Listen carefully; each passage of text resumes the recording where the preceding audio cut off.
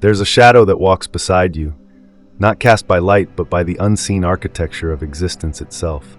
It lingers in the periphery of your awareness, a whisper beneath the noise of the everyday, a presence that defies the neat categories of what we call real. Demonic entities. Those words alone conjure images of fire and brimstone, of grotesque figures carved from nightmare and scripture. But what if these beings are something far stranger, far more intimate, and yet more alien than the stories we've been told? What if they are not merely external monsters, but reflections of something deeper, older, and more pervasive, echoes of the uncharted territories within and beyond us? To speak of demonic entities is to step onto a bridge between worlds, the seen and the unseen, the psychological and the metaphysical, the personal and the cosmic. They are the dark matter of the soul's universe, invisible, yet exerting a gravitational pull on the fabric of our lives. The forbidden truth is not simply that they exist, but that they are woven into the very tapestry of human experience, manifesting in ways we seldom recognize. They are the parasites of unresolved fear, the specters of collective trauma, the shapeshifters who wear the masks of our deepest vulnerabilities. And yet they are also more than that, energetic intelligences, ancient and adaptive, thriving in the liminal spaces where willpower wavers and consciousness flickers like a candle in the wind. Consider for a moment the nature of shadows. A shadow is not an entity in itself, but the absence of light, a shape defined by what blocks illumination. In the same way, demonic entities often manifest as absences, gaps in our understanding, voids in our emotional resilience, fractures in our spiritual armor. They are drawn to the unlit chambers of the human psyche, the places we refuse to face, the wounds we pretend have healed. But they are not merely passive dwellers in these dark corners. They are active participants in a dance of influence, amplifying our doubts, magnifying our angers, and distorting our perceptions until we mistake their whispers for our own thoughts. Yet this is only the surface of the mystery. To delve deeper is to recognize that these entities are not merely personal adversaries, but part of a vast, interconnected ecology of energy and consciousness. They are the scavengers of the unseen realms, feeding on the residue of human suffering, thriving in the dissonance of fractured minds and divided hearts. Some may be as old as humanity itself, fragments of forgotten horrors or echoes of primordial chaos.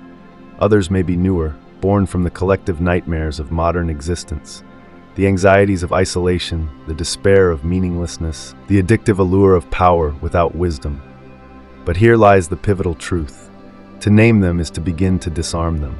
To understand their nature is to reclaim the power they seek to usurp. Protection, then, is not merely a matter of rituals or prayers, though these have their place, but of illumination, integration, and the cultivation of an unshakable inner light. It is about recognizing that the battle is not fought in some distant hellscape, but within the very fabric of our awareness, in the choices we make, the fears we confront, and the love we refuse to surrender. This exploration is not for the faint of heart. It demands courage to peer into the abyss and discern the shapes moving within it. But it is also an invitation to awaken, to remember that we are not helpless in the face of these forces. The forbidden truth is not meant to paralyze, but to empower, to reveal that within the heart of darkness lies the key to liberation. For every shadow is cast by a light somewhere, waiting to be uncovered. To grasp the true nature of demonic entities is to step beyond the simplistic duality of good and evil into a realm where energy, consciousness, and intention intertwine like threads in an unseen loom. These beings, if beings is even the right word, are not the horned caricatures of medieval art, nor are they purely psychological constructs. They exist in a liminal space, a twilight zone between the tangible and the ephemeral, where thought becomes substance and emotion takes on a life of its own. The core of their existence is not merely malice, but something far more unsettling: resonance. They are drawn to and sustained by the frequencies of human suffering, fear, and fragmentation. Imagine consciousness as a vast ocean, its surface stirred by the winds of individual minds, its depths holding currents older than memory. Demonic entities are the predators that swim in these depths, not randomly, but with precision, attuned to the disturbances, the ripples of pain, the whirlpools of unresolved trauma. They do not create these disturbances, but they amplify them, feeding on the energy they produce. A man consumed by rage does not merely feel anger. He becomes a beacon, a signal fire in the dark, summoning forces that will stoke that rage into something far more destructive. A woman, paralyzed by fear, does not merely tremble. She unwittingly opens a door, inviting in presences that will magnify that fear until it becomes a prison. This is the first great theme, attunement. These entities operate on the principle of energetic sympathy, matching the vibrations of human despair like a tuning fork resonating with its counterpart. They are not arbitrary in their influence, but surgical, attaching themselves where the armor is weakest, where the light is dimmest. The ancient mystics knew this well when they spoke of spiritual hygiene, the necessity of guarding one's thoughts, emotions, and even environment. Modern psychology might frame this as the importance of mental resilience, but the esoteric traditions understood it as something more, a literal defense against infiltration. The second theme is illusion. Demonic entities are masters of deception, not because they are inherently brilliant strategists, but because they exploit the blind spots of human perception. They cloak themselves in familiarity, appearing as voices that sound like our own, as impulses that feel natural, as synchronicities that seem meaningful. A sudden, overwhelming urge to self-sabotage may not be a personal failing, but an external nudge. A nightmare that lingers upon waking, staining the day with unease, may not be random, but a deliberate imprint. The greatest trick of these entities is not possession in the theatrical sense, but suggestion, the slow, insidious bending of the will until the host mistakes the invader's agenda for their own. Yet there is a third, more unsettling theme, the paradox of their origin. Are these entities independent intelligences, or are they in some way created by us? The answer may be both. Just as a river carves its own bed over time, the collective anguish, hatred, and fear of humanity may have given shape to forces that now operate with a semblance of autonomy. Some traditions speak of egregores, thought forms given life by collective belief, sustained by ritual or obsession. Others point to the existence of ancient non-human intelligences that have always coexisted with humanity, unseen but influential. The truth likely lies in a spectrum. Some entities are born of us, some predate us, and some are a grotesque fusion of both. This leads to the final, most crucial theme, sovereignty. The realization that these entities, no matter how ancient or cunning, have no power except what is surrendered to them. Their influence is parasitic, not absolute. They cannot take what is not given, whether through ignorance, carelessness, or voluntary submission. This is why the most potent protections are not merely symbols or incantations, but states of being, clarity, integrity, and an unbroken connection to something greater than the self. A mind rooted in awareness is like a fortress with no cracks in its walls. A heart anchored in love is like a fire that no shadow can extinguish. There is a language older than words, a way of understanding that bypasses logic and lodges itself in the marrow of the soul. This is the realm of myth, of allegory, stories that are not merely told but felt, narratives that unfold in the liminal space between waking and dream.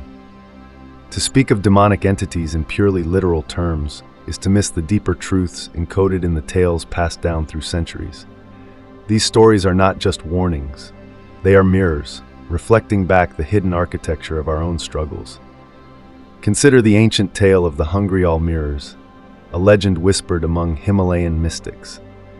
It tells of a sorcerer who crafted a hall of mirrors, each one designed to reflect not the body, but the darkest corners of the viewer's psyche. Those who entered would see themselves twisted into monstrous forms, not because the mirrors lied, but because they revealed the unacknowledged shadows festering within. The sorcerer, it was said, was not a man at all, but a demon who fed on the terror of those who glimpsed their own hidden selves. The moral was clear. The most dangerous entities are those that show us what we refuse to face. The demon was not the reflection, but the avoidance, the refusal to integrate what the mirror revealed. Then there is the African parable of the river that whispered. A village was built beside a river whose waters carried voices, sometimes comforting, sometimes cruel. The villagers believed these were ancestral spirits until a wise woman noticed that the voices always echoed the villagers' own fears and desires. When drought came, the river's whispers grew frantic, urging betrayal, hoarding, even violence. Only when the villagers stopped drinking the water did the voices fade. The river, the wise woman revealed, was not haunted by spirits, but had become a vessel for the collective unrest of the people themselves. The demonic influence was not an external invader, but a mutation of their own unresolved energies, given a life of its own. In Norse mythology, the trickster Loki is not a demon in the traditional sense, but a being of chaos who exposes the fragility of order. His manipulations lead to catastrophe, yet also to transformation, the burning of the old world to make way for the new. Here, the demonic is not purely destructive, but a force that compels evolution through crisis. The entities we fear may, in some twisted way, serve a function. They are the fire that burns away illusion, the storm that forces us to build stronger shelters. This is not to romanticize them, but to recognize that even in their darkness, there are lessons about resilience, discernment, and the cost of ignorance. The most revealing narrative, however, may be the Gnostic myth of the Archons. These were said to be false rulers of the material world, beings that feed on human ignorance and perpetuate illusion. They did not create the world, but they infiltrated it, weaving a web of deception to keep humanity trapped in cycles of fear and forgetfulness. The Archons were not defeated by force, but by gnosis, knowledge of the divine spark within. The story suggests that the ultimate power of demonic entities lies in their ability to make us forget our own sovereignty. They thrive in the absence of remembrance, in the space where we mistake their whispers for our own thoughts. These narratives all point to a unifying truth. Demonic entities, whether literal or symbolic, are manifestations of disconnection from the self, from truth, from the sacred. They are the embodiment of what happens when energy is left unchecked, when fear is allowed to fester, when the shadows are denied rather than confronted. The stories also hint at the antidote: awareness, integration, and the reclaiming of inner authority. The demon in the mirror loses its power when we stop flinching away. The river's whispers fade when we no longer thirst for their illusions. The understanding of demonic entities as energetic resonances, manifestations of disconnection, and mirrors of our unintegrated shadows is not merely philosophical, it is intensely practical. To navigate this unseen terrain requires more than abstract knowledge. It demands a lived awareness, a daily practice of discernment and fortification. The boundary between the mystical and the mundane is far thinner than we imagine, and the same forces that shape our grandest myths also whisper in the quiet moments of our ordinary lives. Consider how these entities operate in the modern world. They no longer lurk solely in haunted forests or cursed relics. They thrive in the digital glow of screens, in the addictive scroll of social media, in the 24-hour news cycles that feed on fear and outrage. The mechanisms are the same: fragmentation of attention, amplification of negativity, the slow erosion of inner stillness. A man doom-scrolling late into the night, feeding on a diet of conspiracy and catastrophe, is not so different from the villagers drinking from the whispering river. The medium has changed, but the underlying dynamic remains. Energy follows attention, and what we feed grows stronger. Protection then begins with the reclamation of attention. This is not a call to retreat from the world, but to engage with it more consciously. Every choice to pause before reacting, to question the source of an impulse, to disengage from toxic narratives, is an act of spiritual hygiene. The ancient practice of guarding the senses takes on new meaning in an age of information overload. It is not about fearfully avoiding the world, but about cultivating the discernment to know what to let in and what to reject. A simple but profound practice is the nightly review, reflecting on the day's influences, what thoughts, emotions, and external stimuli dominated your energy. Over time, patterns emerge, revealing where your vulnerabilities may lie. The environment we create around us is equally crucial. Just as temples were designed with sacred geometry to hold certain frequencies, our living spaces can either invite or repel dissonant energies. This doesn't require elaborate rituals, though those have their place, but rather an intentional approach to space. Clutter, for instance, is not just a physical inconvenience. It is stagnant energy that creates pockets of inertia where unwanted influences can gather. The simple act of cleaning, of letting fresh air circulate, of introducing elements of beauty and meaning shifts the vibrational quality of a space. Sound, too, is a powerful cleanser. Bells, singing bowls, or even heartfelt music can break up stagnant energy patterns. Relationships serve as another critical frontier. There are people who, knowingly or not, act as conduits for lower vibrational energies. The chronic complainers, the emotional vampires, those who seem to thrive on drama. This is not about judgment, but about recognition. Setting boundaries is not unkind. It is an act of mutual respect, a refusal to participate in energy-draining dynamics. In some traditions, it's said that when you engage with someone's negativity, you create a psychic link through which other influences can travel. Compassion doesn't mean unlimited access. Sometimes the most loving act is to silently disconnect from toxic exchanges while holding the other person in light. Perhaps most importantly, practical protection involves the cultivation of positive energies that naturally repel lower vibrations. Regular practices that connect you to something greater. Prayer, meditation, time in nature, creative expression, build an inner light that makes you less susceptible to external influences. The Gnostic concept of gnosis, the remembrance of one's divine nature, finds its modern equivalent in the simple but radical act of self-recollection. Pausing throughout the day to realign with your deepest values and highest self. This is not escapism. It is the creation of an inner sanctuary that no external force can violate. The modern world often dismisses these practices as superstition while simultaneously falling prey to their opposites: unconscious consumption, fractured attention, and spiritual malnutrition. Yet, the resurgence of interest in meditation, energy work, and holistic living suggests an intuitive recognition that the old wisdom was right all along. The battleground has always been consciousness itself. To live with awareness in an age of distraction is itself a revolutionary act, a quiet defiance against the forces that would have us forget our power.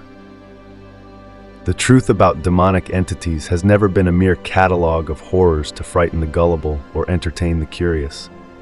It is, rather, a mirror held up to the deepest questions of what it means to be human in a universe teeming with seen and unseen forces. These entities, whether we conceive of them as literal intelligences, psychic parasites, or manifestations of collective shadow, serve as dark guides pointing toward an unavoidable revelation: that the spiritual and the psychological are not separate realms, but different languages describing the same terrain of consciousness.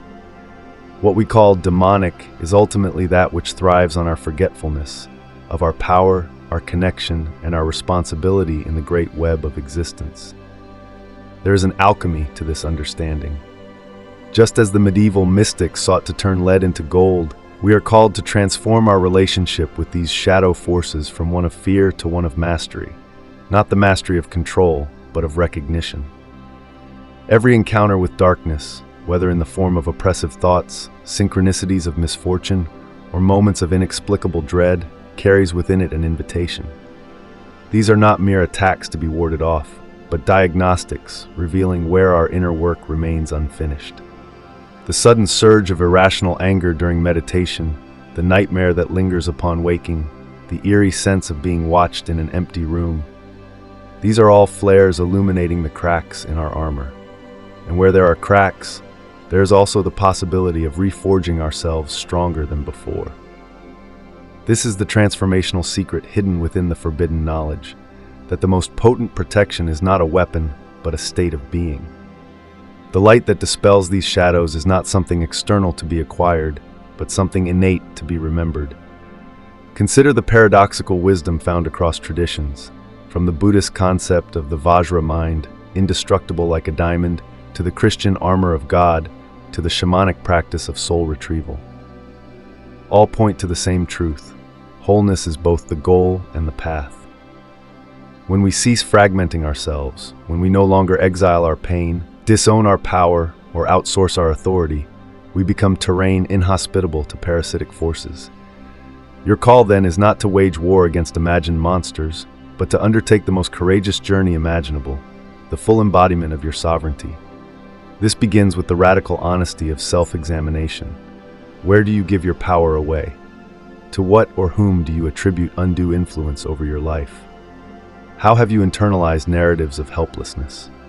It continues with the reclamation of attention, that precious spiritual currency so carelessly spent on distractions that drain rather than nourish.